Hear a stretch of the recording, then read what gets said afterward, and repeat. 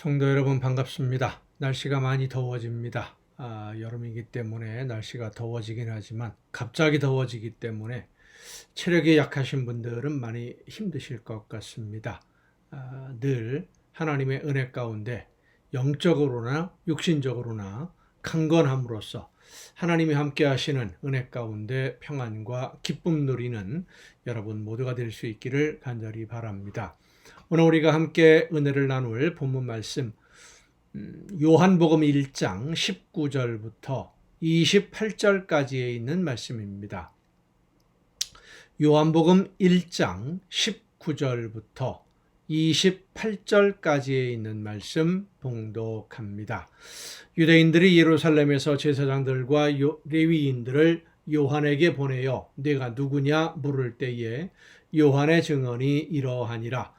요한이 드러내어 말하고 숨기지 아니하니 드러내어 하는 말이 나는 그리스도가 아니라 한데 또 묻되 그러면 누구냐 내가 엘리야냐 이르되 나는 아니라 또 묻되 내가 그 선지자냐 대답하되 아니라 또 말하되 누구냐 우리를 보낸 이들에게 대답하게 하라. 너는 네게 대하여 무엇이라 하느냐 이르되 나는 선지자 이사야의 말과 같이 주의 길을 곧게 하라고 광야에서 외치는 자의 소리로라 하니라.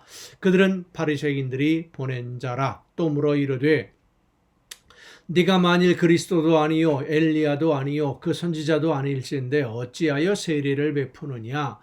요한이 대답하되 나는 물로 세례를 베풀거니와 너희 가운데 너희가 알지 못하는 한 사람이 섰으니 곧 내 뒤에 오시는 그이라. 나는 그의 신발끈을 풀기도 감당하지 못하겠노라 하더라. 이 일은 요한이 세례 베풀던 곳 요단강 건너편 베다니에서 일어난 일이니라. 아멘. 오늘 본문 말씀은 1장 6절부터 8절까지에 기록된 세례 요한에 대한 설명을 좀 더 자세하게 풀어 설명한 그런 말씀이다 라고 할 수 있습니다. 사도 요한이 기록한 이 요한복음은 다른 사람들에 관한 특히 세례 요한이라든지 여러 가지 예수님 당시에 있었던 여러 가지 다른 사람들의 이야기, 정치적인 상황, 시대적인 배경 이런 것들에는 그리 큰 관심이 없습니다. 오직 예수님이 어떤 분이시며 어떤 말씀을 전했느냐 이것만 중요하기 때문에 세례 요한에 관한 기록이 이 요한복음에는 사실 거의 없습니다. 예수님보다 먼저 세상에 태어난 사람으로 우리가 보통 알고 있는데 이 요한복음에는 세례 요한에 관한 자세한 출생 기록이라든지 활동에 대한 기록이라든지 어떤 메시지를 전파했느냐 이런 것들은 그렇게 사실 많이 기록하고 있지 않습니다. 하지만 누가복음에는 이러한 세례 요한의 출생에 대한 상세한 기록 그리고 세례 요한이 어떻게 말씀을 전했느냐 이런 여러 가지 기록들이 많이 있죠. 누가복음의 기록에 의하면 세례 요한은 그 당시 제사장인 사가리아의 아들로 태어납니다. 출산할 연령이 많이 지났던 사가리아와 엘리사벳 사이에 태어난 아들로서 이 세례 요한 역시 하나님의 특별한 계획에 의해서 하나님이 주신 사명을 감당하기 위해서 태어난 사람이다 라고 누가복음에 기록합니다. 누가복음의 기록에 의하면 이 세례 요한은 하나님의 나라에 대해서 선포할 때까지 빈들에서 그러니까 광야에서 살고 있었다. 광야에서 주로 생활했다라고 기록하지요. 그리고 예수님이 공식적인 활동을 시작하기 전에 예수님보다 먼저 광야에서 하나님의 나라가 가까이 임하였다라고 선포하기 시작했고 많은 사람들이 요한이 있는 이 요단강으로 광야로 찾아가서 요단강에서 세례를 받고 회개하는 놀라운 역사가 일어납니다. 요한의 구체적인 메시지를 보면 누가복음에 가장 자세하게 기록되어 있는데 요한은 정치인이든 군인이든 세리든 그 당시의 권력자 누구든 간에 대상을 가리지 아니하고 옳은 건 옳다, 잘못된 건 잘못했다. 직설적으로 경고하고 그들의 잘못을 책망하는 그런 선지자로 활동을 하고 있었습니다. 하나님의 나라가 가까이 왔으니까 회개하고 하나님의 말씀에 귀를 기울여 들어야 된다. 그리고 하나님이 원하시는 뜻이 무엇인지를 깨닫고 하나님이 원하시는 대로 순종하는 삶을 살아야 한다라고 외치는 이 세례 요한의 활동에 대해서 많은 유대인 백성들이 반응을 했습니다. 그리고 수많은 사람들이 광야로 가서 요한을 찾아가서 세례를 받는 호응을 얻게 되지요. 그러자 이렇게 세례 요한이 많은 사람들에게 하나님의 나라를 전하고 회개의 세례를 베푼다라는 그런 이야기를 들은 유대인들 사이에 이 세례 요한이 과연 누구냐? 선지자들을 통해서 하나님이 약속하신 우리의 구원자, 다윗의 후손으로 오시는 그분이냐 하는 기대감과 함께 세례 요한이 누군지를 궁금해하는 사람들이 점점 많아지게 됩니다. 결국 당시 유대인들의 종교 지도자들 중에 제일 높은 계층이라고 할 수 있는, 그러니까 그 당시의 종교 지도자들 중에는 제일 인정받고 권위가 있는 사람들이었죠. 제사장들과 바리새인들이 이 세례 요한의 정체에 대해서 확인하기 위해 사람들을 보내어 묻게 된다라고 하는 것이 이제 오늘 우리가 읽은 본문의 내용입니다. 본문 말씀을 보면 제사장과 바리새인들이 보낸 사람들이 요한을 찾아가서 질문을 하는데, 제사장들과 바리새인들이 보내서 요한을 찾아간 사람들도 아마 이 요한을 직접 찾아간 사람들은 아마도 바리새인들 중에 서기관들일 것이라고 추측을 할 수 있고요. 그 중에는 제사장들 중에 몇 사람도 함께 요한을 찾아갔던 것으로 생각해 볼 수 있습니다. 당시의 종교 지도자들 중에 가장 권위가 있는 집단이라고 할 수 있는 이 제사장들과 바리새인들이 요한에게 사람을 보내서 그 정체를 알고 싶어 할 정도로 그 당시 세례 요한이 당시 사회에 미치는 영향력은 매우 컸습니다. 그 당시 유대인들은 수백 년 동안 이어지는 식민지 지배로 인해서 그들의 삶은 피폐해야 할 대로 피폐해져 있었고요. 페르시아로부터 시작된 식민지 지배가 그 당시 전 세계를 유럽과 아시아, 로마까지 지배하고 있던 로마의 식민지 지배로 이어지고 있었습니다. 로마는 유대인들의 종교 자유를 억압하는 유대인들뿐만 아니라 로마가 지배하는 모든 나라의 종교를 다 억압을 했죠. 로마의 황제가 신의 아들이다.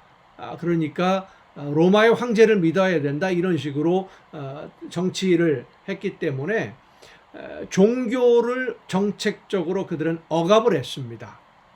그래서 유대인들로서는 도저히 용납할 수 없는 그런 상황이었던 거지요. 그래서 많은 사람들이 이 종교적인 문제 때문에 유대인들이 핍박을 많이 받고 있었고, 그렇게 어려움을 겪으니까 메시아를 기다리는 마음은 어느 때보다도 더 간절한 그런 시대였습니다.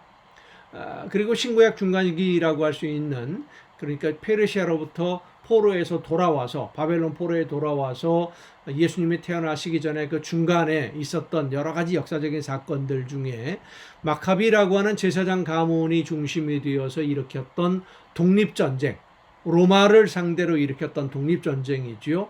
이 독립전쟁에서 잠시 동안 자유를 누리고 예루살렘을 탈환하고 종교적인, 신앙적인, 정치적인 자유를 얻었던 때도 잠깐 있었습니다마는 결국 로마에 의해서 다시 진압을 당하게 되고 나서는 이전보다 훨씬 더 강압적인 로마의 통치에 그들은 시달릴 수밖에 없었고, 갈릴리 지역을 중심으로 일어났던 독립전쟁의 반란이죠. 로마로 볼 때는 반란으로 인해서 많은 사람들이 목숨을 잃는 그런 상황에서 세례 요한이 나타났고 하나님의 나라를 전파하니까 유대인들에게는 기대감과 함께 불안함도 함께 있었다라고 하는 겁니다.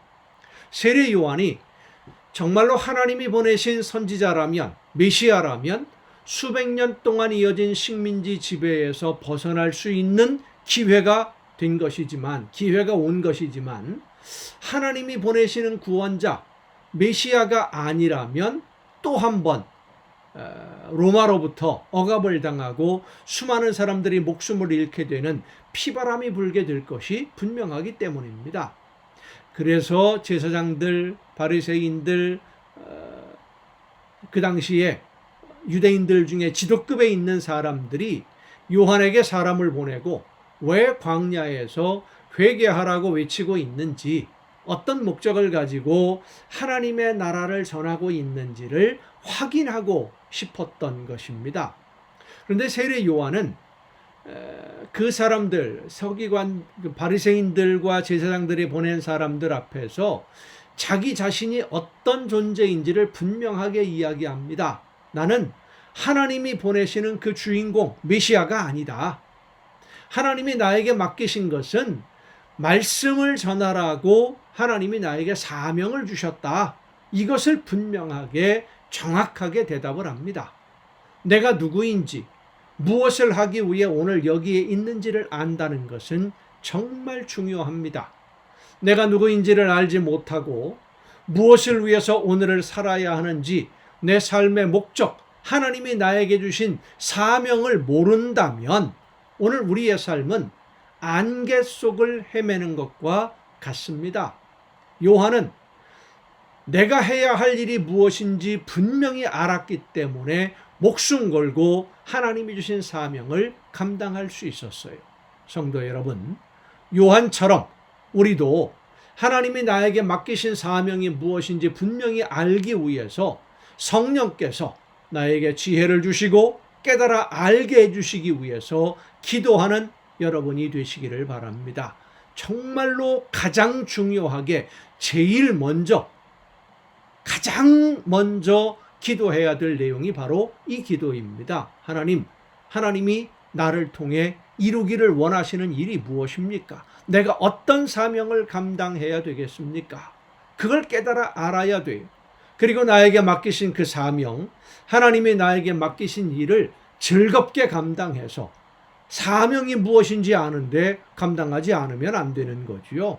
그거는 성령을 거역하는 일이고 하나님 앞에 빈손으로 갈 수밖에 없는 것이고 외면당할 수도 있지 않습니까? 두려운 것이죠. 그러니까 사명을 분명하게 깨달아 알고 그 사명을 즐겁게 열심히 잘 감당해서 하나님이 원하시는 열매로 하나님께 기쁨을 드리고 하나님을 만날 그날을 즐겁게 기다리는 여러분 모두가 될 수 있기를 간절히 바랍니다.